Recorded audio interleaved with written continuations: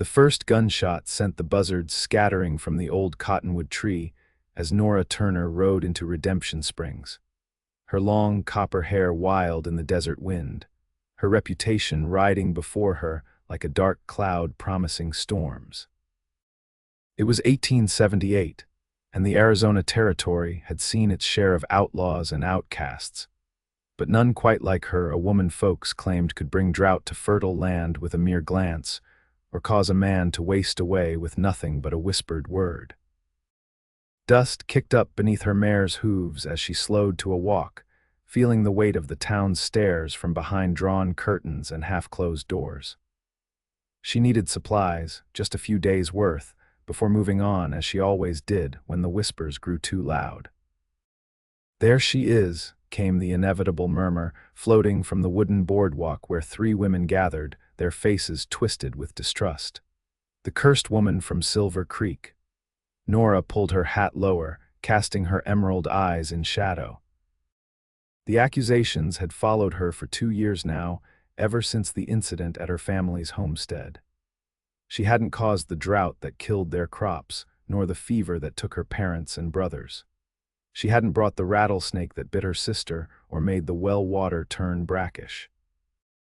But in a land where superstition ran as deep as the dry riverbeds, coincidence was all the proof people needed. Xavier King watched the newcomer from the shade of the livery stable, his lean frame propped against the rough-hewn doorframe, a piece of straw dangling from the corner of his mouth. At 30, his face was weathered from years under the harsh western sun, but his hazel eyes remained sharp as a hawk's. "That's her, ain't it?" old Jenkins whispered beside him, nervously twisting his son's spotted hands. "The Turner woman, they say every town she visits suffers misfortune." Xavier spat the straw to the ground. "Seems to me the only misfortune that woman suffers is the company of fools who believe such nonsense." "You weren't in Tucson last spring," Jenkins protested. 3 days after she passed through, wildfire took half the town. "And I reckon she also caused the drought we've had for 2 years straight." Xavier pushed off from the doorframe, adjusting his gun belt. "Folks need someone to blame when life turns hard, and it's always easier to point fingers at a stranger." He watched as Nora dismounted outside the general store, her movements fluid and practiced. There was something in the way she held herself straight-backed, but with eyes that darted, always looking for threats that spoke of someone who'd learned to survive alone in a world that had turned against her. "You'd be wise to keep your distance, King," Jenkins warned. "Rumor has it 3 men who tried courting her all died within a month, one by snakebite, one thrown from his horse, one in a bar fight." Xavier's mouth quirked up at one corner. "Well then, I'd best introduce myself before some other calamity takes me first." The general store bell jangled as Nora stepped inside, immediately sensing the shift in atmosphere. The shopkeeper's wife pulled her child closer, and 2 men by the counter stopped mid-conversation to stare. She kept her head high, approaching the counter with measured steps. "I need supplies," she said quietly to Mr. Holbrook, the proprietor. "Flour, coffee, salt pork, ammunition for a Winchester." Holbrook's gaze flicked nervously to his wife before returning to Nora. "We don't want no trouble, miss." "Neither do I," Nora replied evenly. "Just supplies, and I'll be on my way by sundown." "Maybe best if you tried Carson's Creek," Holbrook suggested, not meeting her eyes. "They might be more accommodating to your kind." "My kind." Her voice remained steady, though her fingers tightened on the worn leather of her coin purse.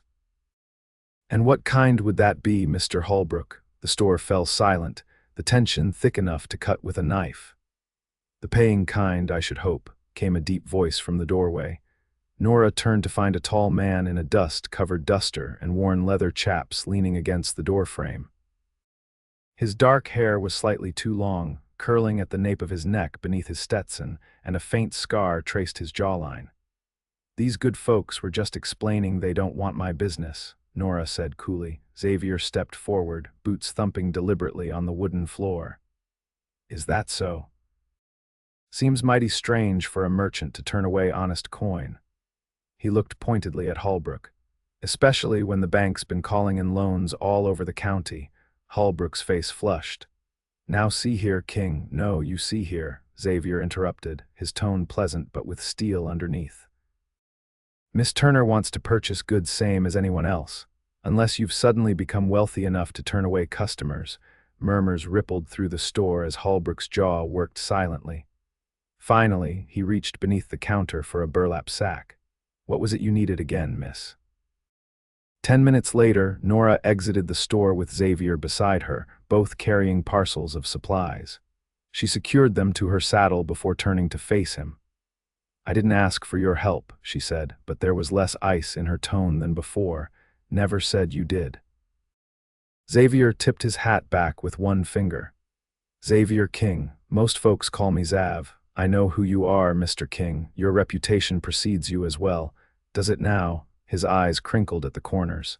And what reputation would that be? The rancher's son who chose to break horses instead of running cattle. The man who tracks outlaws when the sheriff can't. The fool who apparently doesn't listen to warnings. Xavier grinned, revealing a smile that had charmed more than a few women across 3 territories. Sounds about right, though I prefer independent thinker to fool. Despite herself, Nora felt the corner of her mouth twitch. It had been so long since anyone had simply spoken to her without fear or contempt that she'd almost forgotten what it felt like. They'll talk, you know, she said, nodding toward the gathering crowd watching them from a safe distance. Being seen with me isn't good for a man standing in a town like this. Let them talk, Xavier shrugged. Most folks around here have nothing better to do anyway. A commotion at the far end of the street drew their attention. A wagon had overturned, spilling barrels across the dusty road. Immediately, whispers erupted among the onlookers. See, it's starting already, a woman hissed loudly enough for Nora to hear. The curse works fast. Nora's face hardened as she swung into her saddle. Thank you for your assistance, Mr. King, but I should be moving on. Xavier stepped closer, one hand on her horse's bridle. Where will you go? Wherever the wind takes me. Somewhere people haven't heard the stories yet. And how long will you run? His eyes held her steadily. There's not an endless supply of places that haven't heard tales of the cursed woman. I'm not running, she said sharply. I'm surviving. There's a difference between surviving and living, Miss Turner. He released the bridle, stepping back. I've got a line cabin about 10 miles north of here. It's on my family's old claim near Whispering Springs, if you need somewhere to rest where folks won't bother you. Nora studied him, searching for deception or ulterior motives, finding none. Why would you help a cursed woman, Mr. King? Xavier's face broke into that easy smile again. Because I don't believe in curses, Miss Turner. I believe in people. Some good, some bad, most just trying to make their way as best they can. You're either very kind or very foolish, she said softly.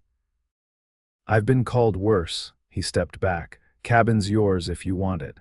Follow the creek north past the split rock formation. Can't miss it. Before she could respond, he tipped his hat and walked away, leaving Nora with an unfamiliar warmth spreading through her chest, something dangerously close to hope.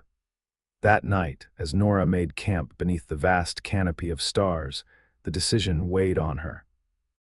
The sensible choice was to continue south toward New Mexico territory, where perhaps her reputation hadn't preceded her. Yet Xavier's offer tugged at something long dormant within her, the desire to stop running, if only for a little while. A sound in the darkness had her reaching for her Winchester, muscles tensing. A moment later, a coyote slipped from the shadows, regarding her with intelligent eyes before disappearing back into the night. Nora exhaled slowly. Even the animals seemed to sense something different about her. By morning, she had made her decision. The line cabin might offer a few days' respite before she continued her journey. Nothing more. The cabin came into view just as Xavier had described, a modest structure of rough-hewn logs nestled against a hillside, with a small corral and lean-to stable beside it. Smoke curled from the stone chimney, giving Nora pause. She approached cautiously, Winchester ready across her saddle. The cabin door swung open as she neared, and Xavier emerged, wiping his hands on a cloth. "Thought you might come," he called, seemingly unsurprised by her arrival. "Put coffee on." "You're here," Nora stated, remaining mounted.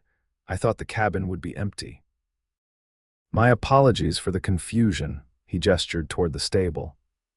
"I'm breaking a new string of horses for the army. This place is more convenient than riding out from town each day." He noted her hesitation. "If you'd prefer solitude, I can clear out." Nora considered turning around right then, but the smell of coffee and something baking made her stomach growl traitorously. It had been months since she'd eaten a proper meal cooked indoors. "I wouldn't want to displace you," she said finally, dismounting and leading her mare toward the corral. "I can continue on." "Or," Xavier countered, "you could join me for breakfast, rest your horse, and decide after you've eaten something besides your own trail cooking." The smell of sourdough biscuits and bacon proved too tempting to resist. Inside, the cabin was simple but tidy. A stone fireplace dominated one wall, a rough-hewn table and chairs in the center, a curtained-off sleeping area in the corner, and a small pantry beside the hearth. Xavier gestured for her to take a seat while he pulled the biscuits from the Dutch oven. "Not to pry," he said, sliding a loaded plate before her, "but I'm curious how a woman comes to be traveling alone in these parts with such a colorful reputation." Nora hesitated, then decided that simple facts couldn't hurt. "My family homesteaded near Silver Creek. 2 years ago, drought hit hard, followed by sickness. I was the only one who didn't fall ill." She stared into her coffee. "People started talking, said I must have done something to be spared when everyone else suffered." "Folks can be mighty superstitious when misfortune strikes," Xavier observed. "It wasn't just talk." Nora's voice hardened. "They burned our farm after my family died, said they were cleansing the land of my influence. I've been moving ever since." Xavier's expression darkened. "I'm sorry." "Don't be. I've learned to manage." "Is that what you call it? Running from town to town, sleeping with one eye open." Her eyes flashed. "I didn't ask for your judgment, Mr. King. Not judging." He raised his hands in a placating gesture. "Just wondering when you plan to stop running and start fighting back. Fight back, against superstition and ignorance." Nora gave a bitter laugh. "That's a battle no one wins." "Maybe not," Xavier conceded, "but standing your ground has merit of its own." They ate in silence for a while, the only sounds the clink of cutlery and the occasional snort from the horses outside.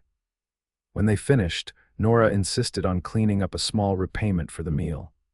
"I need to work the yearling in the corral," Xavier said, standing and reaching for his hat. "You're welcome to rest or watch or help if you've a mind to." Nora chose to watch, perched on the corral fence as Xavier worked with a spirited bay yearling. His movements were patient and sure, his voice a steady stream of gentle commands. The horse responded gradually, first with suspicion, then cautious trust, and finally with willing cooperation. "You have a gift," Nora observed when he finally approached the fence, sweat dampening his shirt despite the cool spring air. "Not a gift," he corrected. "Just patience and respect. Horses know when you're asking instead of demanding." "Unlike people," she murmured. "Some people," he agreed, eyes crinkling. "The smart ones understand the difference." Days stretched into a week as Nora found reasons to delay her departure. She told herself it was the comfort of a real roof, or the chance to rest her mare properly. She ignored the warmth that spread through her whenever Xavier returned from town with supplies and news, or the way time seemed to slow when they sat talking by the fire in the evenings. One night, after a simple supper of rabbit stew, Xavier produced a battered checkerboard. "Care for a game, unless you're worried your curse might cause the pieces to combust." The teasing glint in his eye pulled a reluctant smile from Nora. "I warn you, Mr. King, I was undefeated in 3 counties before my reputation scared off all challengers." "Well then," he arranged the pieces with deliberate care, "prepare to add a 4th county to your defeat." 3 games later, Nora victorious in 2. Xavier leaned back in his chair, studying her across the board. You know, for a cursed woman, you're remarkably normal.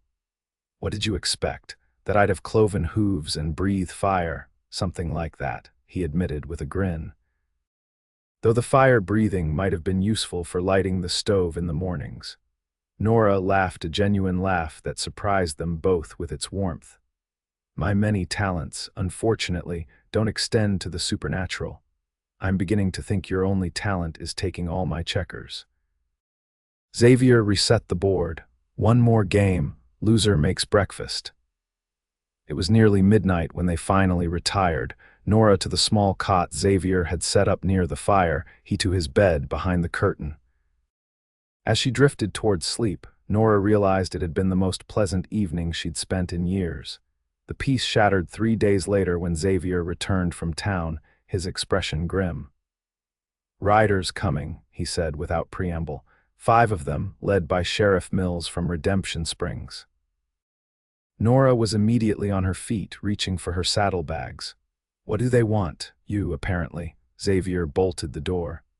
"There was a fire at the Widow Parker's place last night. Her barn burned to the ground. And naturally, they blame me," Nora said bitterly.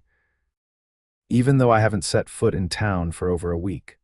Logic isn't their strong suit." Xavier peered through the window. "They're claiming you cursed the place when Widow Parker refused to sell you milk in town last month." Nora paled. "I never even spoke to any widow." "I know that," Xavier said firmly. "But they've worked themselves into a frenzy. Mills isn't a bad sort usually, but he's weak-willed. He's letting the mob mentality drive him." "I should go." Nora moved toward the door. "I won't bring trouble to your doorstep." Xavier caught her arm. "You'll do no such thing. Running now just confirms their suspicions. And staying means what? Letting them drag me out for some frontier justice. It means we face them together and put an end to this nonsense once and for all." His grip on her arm gentled. "Trust me, Nora, please." It was the first time he'd used her given name, and something in his voice made her hesitate, then nod reluctantly. They could hear the riders approaching now, hoofbeats thundering across the hard, packed earth. Xavier positioned himself at the door, one hand resting casually on his revolver. "Stay behind me," he instructed, "but don't hide. They need to see you're not afraid." Sheriff Mills's voice boomed across the yard.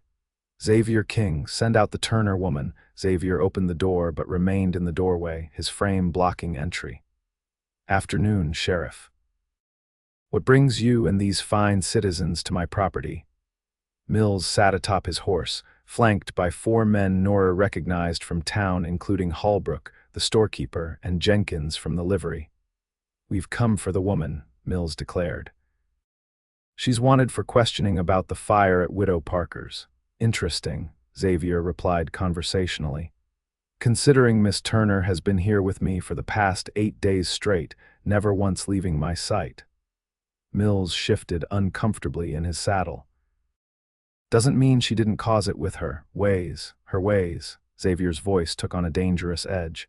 "And what ways would those be exactly?" "Don't play dumb, King," Holbrook interjected. "Everyone knows she's cursed, brings destruction wherever she goes. Is that right?"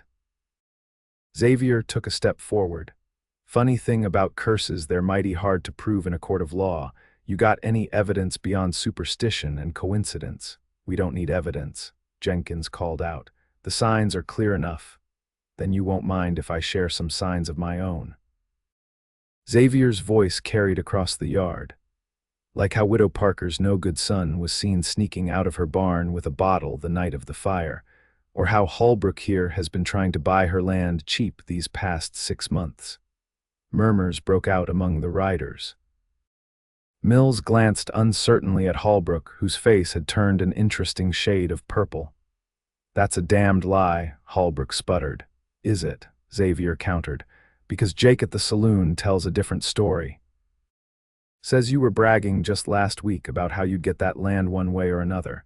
The sheriff's posture changed subtly. "That true, Holbrook? Don't listen to him." Holbrook gestured wildly toward the cabin. "She's bewitched him, can't you see? King's under her spell." Xavier laughed, the sound genuine and disarming. The only spell I'm under is admiration for a woman who's faced more courage and dignity than the lot of you combined." He straightened, all humor vanishing from his face. "Now, unless you have an actual warrant based on actual evidence, I suggest you get off my land before I start pressing charges for trespassing and harassment."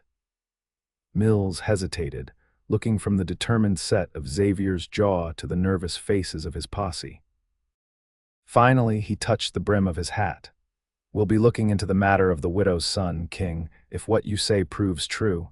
"When it proves true," Xavier corrected firmly. "When it proves true," Mills amended, "I'll personally see to it that Miss Turner receives an apology from the town council." Nora stepped forward then, emerging from the shadow of the doorway. "I don't want apologies, Sheriff. I want to be left in peace." Mills studied her for a long moment, then nodded slowly. "Fair enough, miss." He turned his horse. "Let's ride, boys. Seems we have a different investigation to conduct." They watched in silence as the riders disappeared down the trail. Only when they were specks in the distance did Nora release the breath she'd been holding. "That was either very brave or very foolish," she said quietly. Xavier turned to her, his expression serious. "Sometimes standing your ground is the only way to change the direction of the wind." "Why did you do it?" Nora searched his face. "Why risk your reputation defending me, because you deserve defending?" He took a step closer. "And because somewhere along the way, I stopped seeing the cursed woman and started seeing just Nora, stubborn, proud, kind Nora, who beats me at checkers and talks to horses when she thinks no one's listening." Something shifted between them in that moment, a barrier crumbling, a possibility opening. Nora felt it like a physical change in the air. "They'll never fully accept me," she whispered. "Maybe not all of them," Xavier conceded, "but some will. And those that don't, well, their opinions matter about as much as last year's dust." He reached out slowly, giving her time to pull away, and tucked a strand of copper hair behind her ear.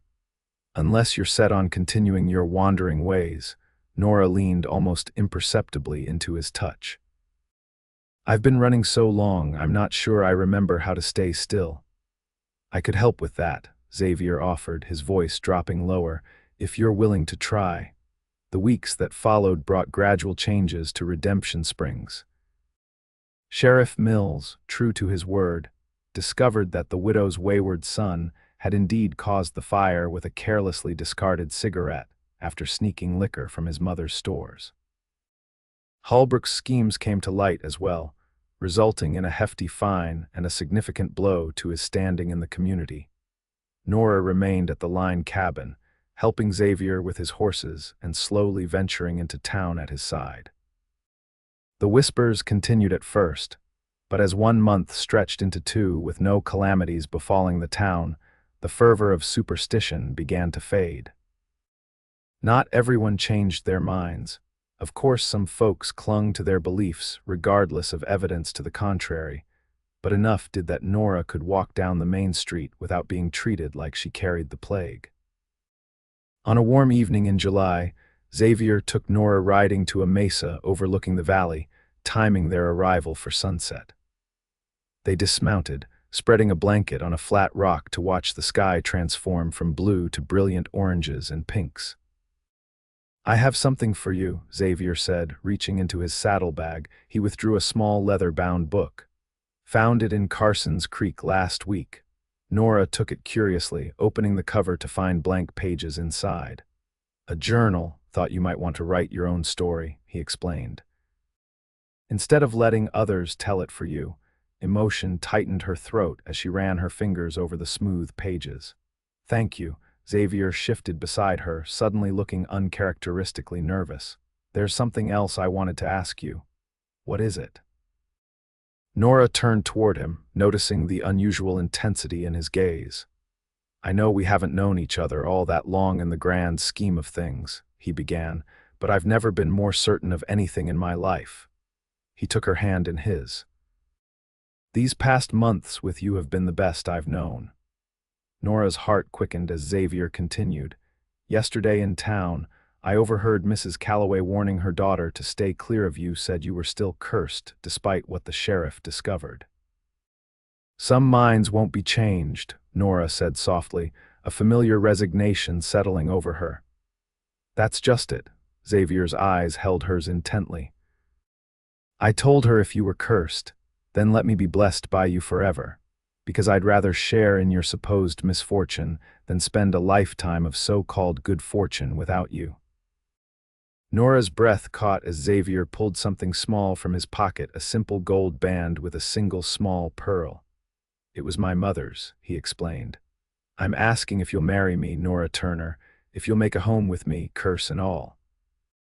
Tears welled in Nora's eyes as she looked at the man before her, the only person who had looked past the rumors to see her for who she truly was. You really aren't afraid, she whispered. The only thing I fear, Xavier said earnestly, is a life without you in it.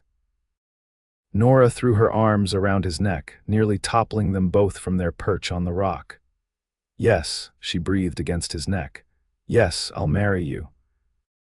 The wedding took place that October, a small affair at Judge Peterson's home rather than the church, whose minister still harbored reservations about Nora.